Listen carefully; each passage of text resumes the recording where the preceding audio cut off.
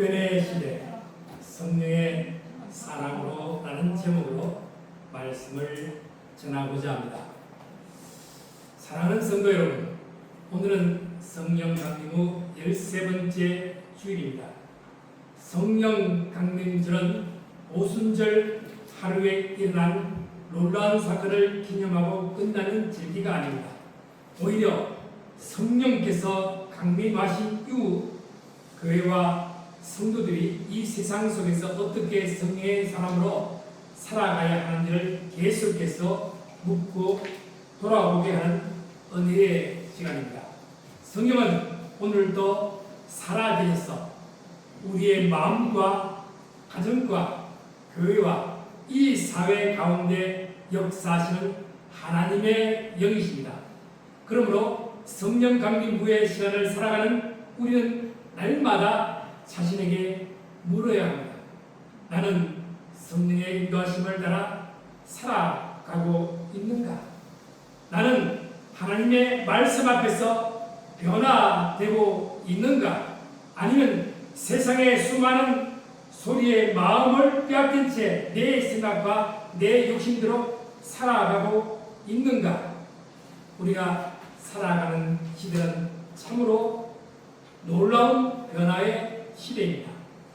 불과 10여 년 전만 하더라도 오늘과 같은 세상을 쉽게 상상하기 어려웠습니다. 인공지능은 인간의 질문을 대답하고 글을 작성하며 그림과 영상을 만들어냅니다. 수많은 정보를 순식간에 분석하고 인간의 판단을 돕습니다. 휴머노이드와 로봇 기술은 인간의 노동과 생활의 모습을 빠르게 바꾸어 있습니다. 하루와 다르게 새로운 기술이 등장하고 어제의 지식이 오늘은 이미 낡은 것이 되어 버리는 시대를 우리는 살아가고 있습니다. 그러나 인간의 문명이 발전하면 할수록 우리의 영혼까지 함께 성숙하는 것은 아닙니다. 인간은 이전보다 더 많은 정보를 얻었지만 무엇이 진리인지를 분별하는 일은 오히려 더 어려움을 겪고 있습니다. 더 빠르게 서로 연결되지만 마음은 더 외로워지고 있습니다. 더 많은 것을 소유하지만 만족하지 못하며 더 편리한 삶을 살아가지만 마음속에 불안은 사라지지 않습니다. 자연환경도 마찬가지입니다. 어떤 지역은 기록적인 폭우로 삶의 터전을 잃고 또 다른 지역은 오랜 가뭄으로 땅이 갈라지고 있습니다. 비가 너무 많이 와도 고통이고 비가 오지 않아도 고통입니다. 같은 시대를 살아가면서도 어떤 것은 물 때문에 무너지고 어떤 것은 물이 없어 무너지고 있습니다. 이러한 시대를 살아가는 우리는 단순히 세상이 왜 이렇게 되었는가라고만 질문해서는 안 됩니다. 더 근본적인 질문을 해야 합니다. 인간은 하나님 앞에 서 있는 존재이며 하나님을 떠난 인간은 아무리 많은 것을 소유하고 아무리 뛰어난 문명을 만들어낸다 하여도 자신의 영혼을 구원할 수 없다는 사실입니다. 문명이 발전하여도 인간의 죄를 씻어줄 수는 없습니다. 우리를 정결하게 하시고 굳은 마음을 새롭게 하시며 하나님의 뜻을 따라 살아가게 하시는 성령의 역사가 필요합니다. 오늘 에스겔서의 말씀은 바로 이러한 우리에게 놀라운 하나님의 약속을 들려줍니다. 에스겔 시대의 이스라엘은 희망을 말하기 어려운 시대였습니다. 백성은 하나님의 말씀을 떠났고 우상을 섬겼습니다. 하나님의 경고를 가볍게 여기다가 결국 나라를 읽었으며 이방 땅으로 끌려갔습니다. 그들이 의지하던 성전도 무너졌고 왕국도 사라졌으며 익숙했던 삶의 기준도 잃어버렸습니다. 그러나 바로 그 절망적인 자리에서 하나님께서는 새로운 약속을 주셨습니다. 그래서 에스겔서 36장 25절 말씀 읽겠습니다. 맑은 물을 너희에게 뿌려서 너희로 정결하게 하되 곧 너희 모든 더러운 곳에서와 모든 우상 숭배에서 너희를 정결하게 할 것이며. 여기서 우리는 하나님의 은혜가 얼마나 놀라운지를 발견하게 됩니다. 이스라엘 백성이 먼저 자신을 깨끗하게 만들어 놓고 하나님께 돌아온 것이 아닙니다. 하나님께서 먼저 말씀하십니다. 내가 너희를 정결하게 하겠다. 이것이 은혜입니다. 다윗도 시편 52편에 이렇게 기도했습니다. 하나님이여, 내 속에 정한 마음을 창조하시고 내 안에 정직한 영을 새롭게 하옵소서. 다윗은 내가 내 마음을 깨끗하게 고치겠다고 말하지 않았습니다. 하나님이여, 내 안에 새롭게 창조하여 주시옵소서 기도했습니다. 왜 그렇습니까? 인간은 자신의 힘만으로 자신의 죄를 완전히 씻어낼 수가 없기 때문입니다. 그래서 하나님께서 친히 우리를 씻어주시고 새 마음을 주시며 우리 안에 성령을 보내주시는 것입니다. 그래서 26절 27절 말씀 읽겠습니다. 또 새 영을 너희 속에 두고 새 마음을 너희에게 주게 너희 육신에서 굳은 마음을 제거하고 부드러운 마음을 줄 것이며 또 내 영을 너희 속에 두어 너희로 내 길을 행하게 하리니 너희가 내 길을 지켜 행할 것이라. 하나님께서는 단순히 우리의 겉모습만 바꾸시는 분이 아닙니다. 우리의 마음을 바꾸시는 분이십니다. 우리의 행동을 잠시 고치는데 그치지 않으시고 행동이 나오는 근원이 되는 우리의 마음을 새롭게 하십니다. 성령께서 임하시면 사람의 마음이 변화됩니다. 돌처럼 굳어진 마음이 부드러워집니다. 미움과 원망으로 바닥했던 마음이 용서가 시작됩니다. 자신의 욕심만 바라보는 사람이 이웃의 아픔을 돌아보게 됩니다. 기도하지 않던 사람이 하나님을 찾게 되고 말씀에 관심이 없던 사람이 말씀을 사모하게 됩니다. 이것이 성령의 역사입니다. 예수님께서 말씀하십니다. 누구든지 목마르거든 내게로 와서 마시라.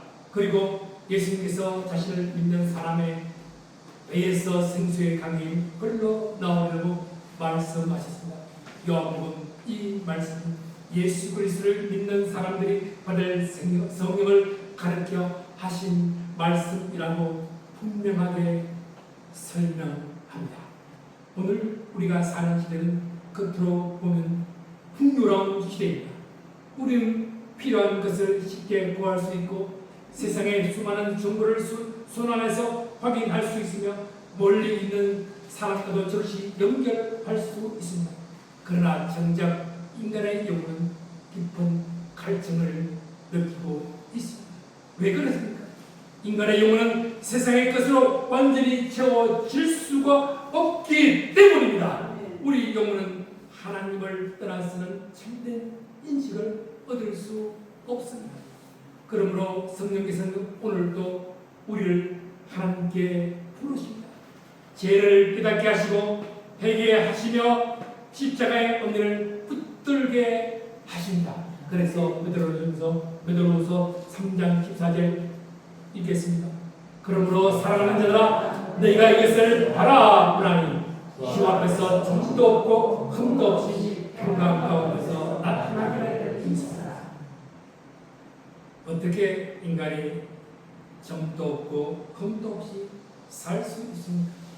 맞습니다. 인간의 힘만으로는 불가능합니다. 우리는 연약하며 넘어지기도 하고 실수하기도 합니다. 그러므로 이 말씀은 인간에게 스스로 완전해지라고 요구하는 교만한 완전주의가 아닙니다. 베드로가 말하는 것은 그리스도의 재림을 기다리는 동안 날마다 그리스도의 은혜 안에 변화되어 가라는 것입니다. 힘쓰라는 말씀. 구원을 얻기 위하여 자신의 힘으로 애쓰라는 뜻이 아닙니다. 이미 은혜로 구원받은 사람이 그 은혜에 합당한 삶을 살아가도록 힘쓰라는 말씀입니다. 구원은 하나님의 은혜로 받습니다. 그러나 은혜로 구원받은 사람에게는 반드시 변화가 나타납니다. 성령께서 우리 안에 거하시면 우리의 삶은 조금씩 달라집니다. 오늘의 믿음이 어제보다 성숙해지고 오늘의 사랑이 어제보다 깊어지며 오늘의 순종이 어제보다 더욱 하나님께 가까워지는 것입니다. 그래서 15절 말씀 읽겠습니다. 또 우리 주의 오랜 참으심이 구원의 될 줄로 여기라. 우리가 사랑하는 형제 바울도 그 받은 지혜로 너희에게 이같이 썼고, 주님께서 드디 오시는 것처럼 보이는 이유는 약속을 잊어졌기 때문에 아닙니다. 우리를 향하여 오래 참으시기 때문입니다. 하나님께서는 우리가 아직 죄인 되었을 때에도 우리를 사랑하셨습니다. 우리가 하나님을 찾기 전에 먼저 우리를 찾으셨고, 우리가 하나님을 사랑하기 전에 먼저 우리를 사랑하셨습니다. 하나님의 친구처럼 보이는 시간도 우리에게는 회개할 기회가 될 수 있습니다. 하나님께서는 오늘도 돌아올 기회를 주시고 다시 시작할 기회를 주시며 은혜 안으로 돌아오기를 기다리고 계십니다. 그러나 하나님의 오래 참으심을 하나님의 부재로 오해해서는 안 됩니다. 은혜의 길을 당연하게 여기며 계속 제 가운데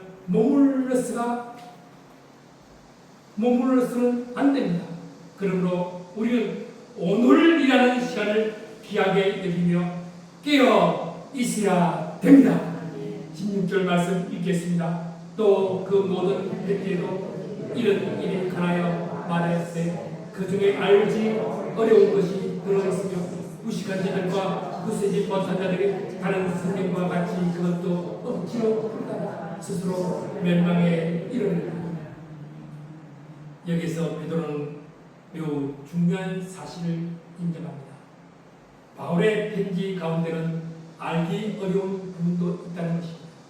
성경에는 한 번 읽어서 쉽게 이해되는 말씀도 있지만 오랜 시간 묵상하고 기도하며 성경 전체의 흐름 속에서 깊이 살펴야 하는 말씀도 있습니다.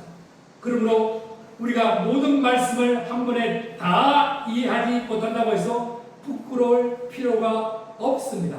성령의 사람은 말씀 앞에서 교만하지 않습니다. 성령께서 우리를 진리로 인도하시지만 동시에 말씀 앞에서 겸손하게 하십니다.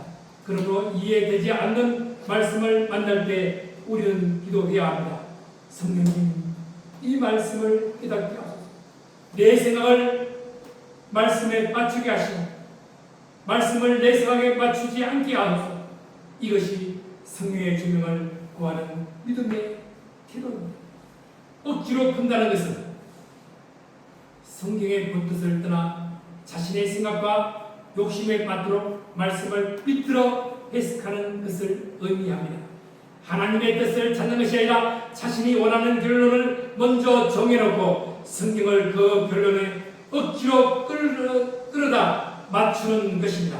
성경을 읽으면서 하나님께서 나에게 무엇을 말씀하시는가를 묻지 않고 이 말씀을 어떻게 하면 내 생각을 정당화하는데 사용할 수 있을까라는 생각한다면 이미 말씀을 잘못 대하고 있다는 것입니다. 예를 들어 해결을 말씀하는 본문을 가지고 다른 사람을 정죄하는 데만 사용하면서 정작 자신을 회개하지 않는다면 그 역시 말씀을 왜곡하는 것입니다. 하나님의 은혜를 말하면서 죄를 가볍게 여기고 자유를 말하면서 하나님의 말씀에 순종하지 않아도 된다고 한다면 그건 역시 성경을 억지로 푸는 것입니다. 더 나아 자신의 교리와 주장, 욕심과 권력, 자신이 속한 집단을 절대화하기 위하여 성경의 일부 구절만 떼어내어 사용한다면 그것은 매우 위험한 일입니다. 성경을 내가 판단하는 것이 아니라 먼저 성경이 나를 판단해야 합니다. 말씀을 내 생각 아래 두어서는 안 됩니다. 내가 말씀 앞에 서야 합니다. 무식한 자 역시 단순히 학교 교육을 받지 못한 사람을 의미하지 않습니다. 하나님의 진리를 배우려 하지 않고 말씀 앞에 겸손하지 않으며 자신의 생각만을 고집하는 태도를 가리킵니다.